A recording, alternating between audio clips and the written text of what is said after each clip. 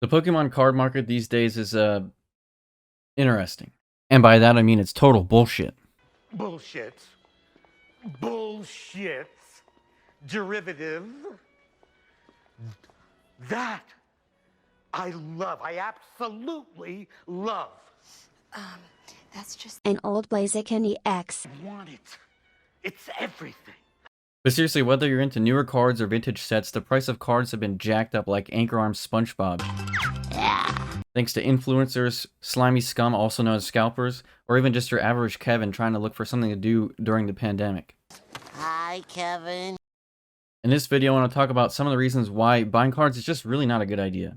So the biggest question here, is this a bubble? Are all these clowns shelling out for PSA 10 this and Charizard that gonna hate themselves in a few months?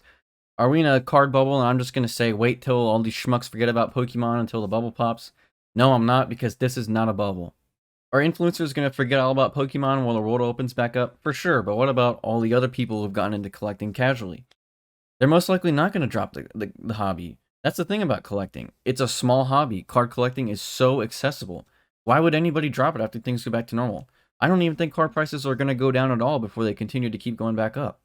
So the next thing I want to talk about is scalping. And for those of you who are lucky enough to not hear about this because you live under a rock, basically, due to the high demand of cards and the low supply, a lot of people have taken it on themselves to basically just camp out and then rush into Target and Walmart right when they open like it's Black Friday, just buying up everything Pokemon, and then they turn around and sell them at multiple times the price to people dumb enough to buy it. This is, without a doubt, one of the easiest ways to see people and society at its lowest. It's gotten so bad that Target actually had to stop selling cards in store for a while.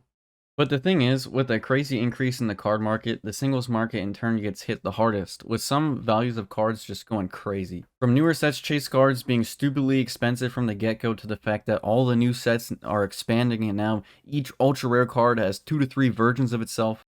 Rainbow, alt art, full art rainbow! Completing newer sets has never been more unreasonable. And sure, the prices of cards will come down after a year or two, but never to the level that we're used to seeing. I see a lot of people making sealed collections of newer sets with probably the hopes to resell them, and I'm just like, why? I personally don't ever see this being worth it. The Pokemon card company is just crapping out cards these days just to try and meet the demand. And every genius has this idea. No doubt, in a few years it might be worth a little bit, but it's never going to be like the vintage sets are now.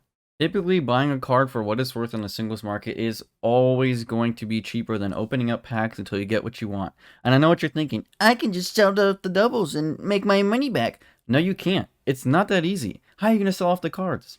Let's be honest with ourselves here. Opening up packs is a form of loot boxes. While not explicitly gambling because you always get something, it's dang close.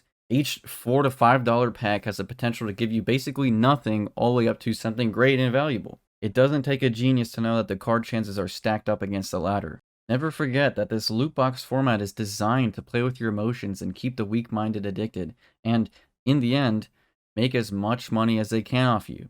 Seriously, I never open up sealed product because of this. And to this point, I want to talk about why newer cards might not be worth a lot ever, and might not be a great investment in general. And by newer cards, I basically mean everything from the Heart Gold and Soul Silver sets onwards, which, when you think about it, it's actually pretty old. And the reason for this is the Pokemon trading card game online. You know, all those code cards you get in the back of packs you just immediately fling? You see, all of these newer cards I just mentioned have been a part of the game since its release back in 2011, and every new set also gets added to the game. What this means is basically the Pokemon card company has released all of the card designs for free. If you don't believe me, go to any Pokemon card database website like Pokemon Cards. This.